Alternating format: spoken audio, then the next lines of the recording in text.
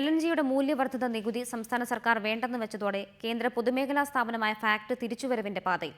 പ്രതിസന്ധി മൂലം നിലച്ചുപോയ അമോണിയം പ്ലാന്റും കാപ്രോലക്ട് പ്ലാന്റും വീണ്ടും പ്രവർത്തനം ആരംഭിക്കുമെന്ന് ഫാക്ട് MD ജയ്വീർ ശ്രീവാസ്തവ അറിയിച്ചു.